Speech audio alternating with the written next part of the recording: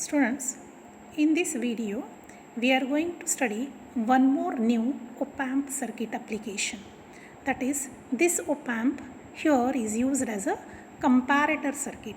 In the previous videos, we have seen how op-amp can be used as non-inverting amplifier, inverting amplifier, summing amplifier, integrator, differentiator, voltage follower. Like this, so many applications of op-amp we have seen. In this video, we will be seeing the op-amp application as a comparator circuit. So here, op-amp, whatever we are using for a comparator circuit, it will be open loop op-amp. Open loop means there is no feedback resistor connected here.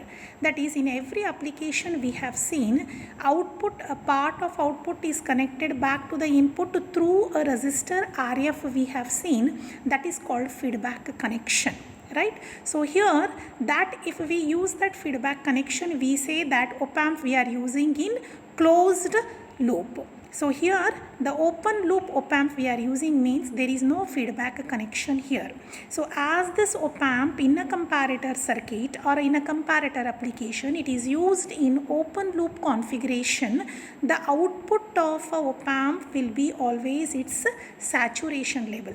That is, output will be plus VCC or minus VCC as it is open loop configuration, as this circuit is in open loop configuration. Now this comparator, what it does is, there are two input voltages applied to the two input terminals, that is inverting terminal and non-inverting terminal. It is going to compare these two input voltages and it is going to produce the output here. What it will do, it will compare means it will compare V1 with V2. Suppose if V1 is greater than V2, V1 is, if it is greater than V2, output is going to be minus VCC because V1 is greater and that is applied to the inverting terminal of a op-amp. Understood? Next, another case, if V2 is greater than V1, then output is going to be plus VCC. Why plus VCC means V2 is greater than V1 and V2 is connected to the positive terminal of op-amp. Once again, if V1 is greater than V2, output is going to be minus VCC. If V2 is greater than V1, output is going to be plus VCC. In this way, the comparator, this circuit is going to compare the input voltages applied to its input terminals and it is going to produce the output. It is going to compare the input voltages in terms of their amplitudes. This we should remember. So here, one circuit, another example, this we can see here. V1 voltage is grounded, whereas V2 voltage is some applied input voltage here. To V2 terminal, some input voltage is applied, which is a sinusoidal signal here. If V2 is greater than V1, means if V2 is greater than 0, V1 is 0 here. So I can say if V2 is greater than 0, output is going to be plus VCC because V2 is connected to positive terminal, that is non-inverting terminal of op-amp. In another case, if V2 is less than V1, means V1 is 0. If V2 is negative, less than 0 means less than 0 means less than V1, that is negative. If V2 is less than V1 or if V2 is negative, output is going to be minus VCC because that time V1 will be greater than V2. This we can see in the following waveform here. Just to see the waveform, this is V2. This is V2, that is input voltage applied, sinusoidal signal. This is our V2. V2 is greater than V1 means it is greater than 0. V2 is less than V1 means V2 is negative here. When V2 is greater than V1, that is for a positive part, output is going to be plus VCC because V2 is connected to positive terminal. If V2 is less than V1 means it is less than 0, that time V1 will be greater. For example, it is going to have the output as minus VCC. Hope you understood here. If V2 is greater than 0, output is going to be plus VCC. V2 greater than 0, this part, V2 greater than 0, output is going to be plus VCC. V2 less than 0 means V1 is greater that time. V2 less than 0. Output is going to be minus VCC. Like this, it is going to compare the V1 and V2 amplitudes and it is going to produce the output as plus VCC or minus VCC as shown in this diagram. The next example you can take here. You can observe it carefully. See here, again there are two voltages applied here. That is, two voltages are applied here. That is V1 and V2. V1 is some input voltage. V1 is some sinusoidal input voltage, whereas V2 is now connected to ground. Suppose V1 is greater than V2. V1 is greater than V2 means this is V1. This is V1. Greater than V2 means V2 is 0, greater than 0. That time output is going to be minus VCC here because V1 is connected to inverting terminal of op amp. If V1 is greater than V2 means if V1 is greater than 0. Here in this part V1 is greater than 0. Output is going to be minus VCC. Now why we are getting minus VCC here means V1 is connected to inverting terminal of op amp. If V1 is less than V2 means V1 less than 0 means it's negative half cycle. V1 less than 0. That time V1 is less than V2 means V2 will be greater. So it is going to be, output is going to be plus VCC. Hope you understood how the comparator works by comparing the amplitudes of the two input voltages applied here. So this case is particularly special in which the op amp is used in the open loop configuration that we should remember before explaining the comparator. So op amp as a comparator means op amp in this application as a comparator we will be using in its open loop configuration. Therefore output will be always at the saturation level plus VCC or minus VCC depending on which input voltage is greater and that is connected to which input terminal. Hope you understood this comparator.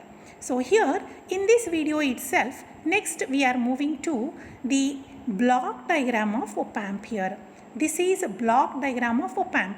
Op amp we have defined it in the first class as it is a high gain amplifier. Means whatever input voltage we will give, it appears at its output voltage with a high gain. It is going to provide high gain output voltage. It is going to amplify with a high gain we have seen. That means these all circuits which we have shown as 4 stages. Input stage, this last stage can be taken as output stage, in between stage can be taken as intermediate stage, and this is buffer and level shifting stage. These 4 stages together form our op amp. These are the internal circuits of op amp. These are the internal circuits which are present in a op amp. So you can see here op amp input negative, that is inverting terminal and non-inverting terminal, 2 inputs and 1 output. You can see here. So this is our op amp. It is having 4 stages here. So I can say the first stage is a differential amplifier. Second stage, that is intermediate stage, what we say, that is also differential amplifier.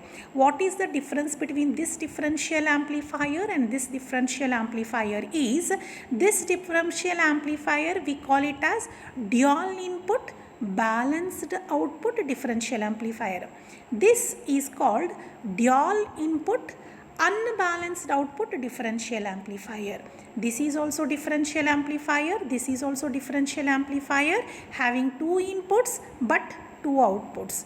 This is having again same inputs as the first one but only 1 output terminal. Therefore we call this one as dual input balanced output. This is dual input unbalanced output. Both are differential amplifiers. Here this circuit is emitter follower. The level shifting stage what we are using or a buffer what we are using is emitter follower circuit, and this is going to be push pull complementary amplifier circuit. Here emitter circuit we are using, here we are using push-pull complementary amplifier circuit. So this is differential amplifier, this is differential amplifier. Though I say this is differential amplifier, here there will not be a single differential amplifier. Number of stages of differential amplifiers will be cascaded here in the intermediate stages. Number of cascaded differential amplifiers will be there. All together we are showing it as a single block, which is intermediate differential amplifier stage or intermediate stage.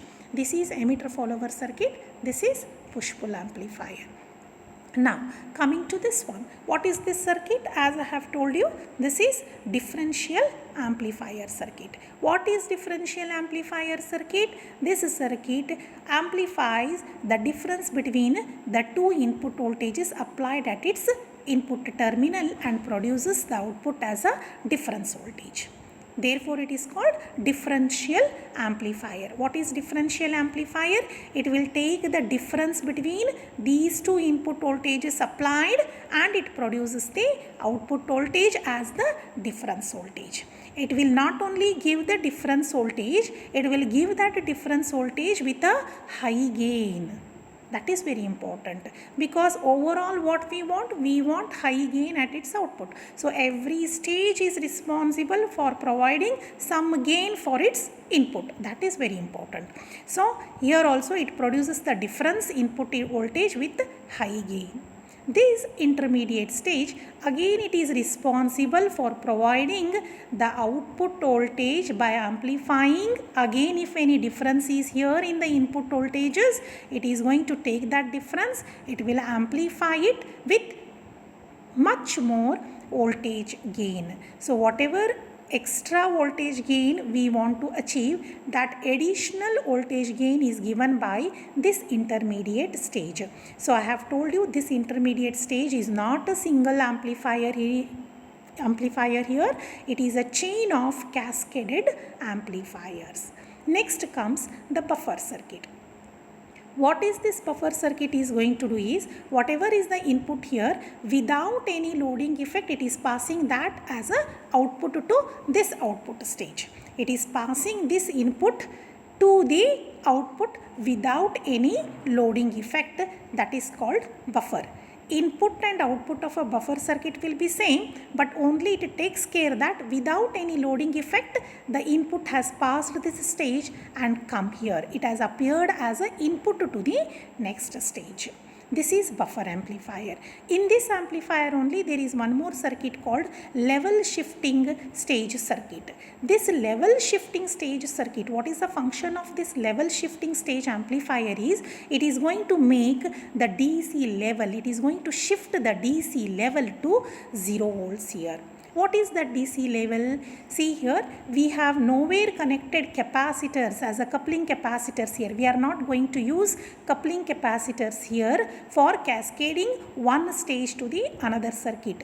If we would have used capacitor, the DC which was supposed to pass from one stage to other stage used to get blocked, because capacitor blocks DC and allows only AC. But as capacitors are not being used, stages are connected directly from one to the another, there is every possibility that there is much DC included in the AC which is getting passed from one stage to another stage. So in order to make that DC level 0, we are using level shifting circuit, which is emitter follower circuit. If we do not use here, what happens is much DC will get interfered with the AC output and it is going to disturb the AC output voltage here. So at this stage itself, we are going to nullify any DC present along with the AC here. That is done by level shifting circuit, which is nothing but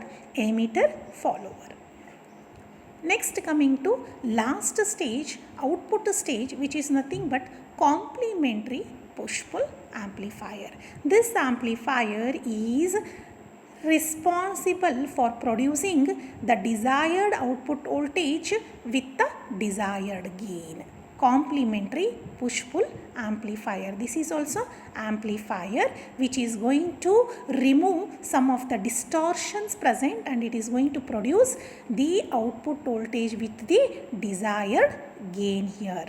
So push-pull complementary amplifier working for your stage, if I go in detail you will get confused. Just remember, output stage is complementary push-pull amplifier which is going to produce the output voltage with a desired high gain. That's all about the block diagram of a op-amp. Whenever a block diagram of op-amp is asked, just remember the 4 stages: input stage, output stage, intermediate stage. After the intermediate stage there is buffer and level shifting stage. This is differential amplifier, this is differential amplifier, this is emitter follower circuit, this is complementary push-pull amplifier.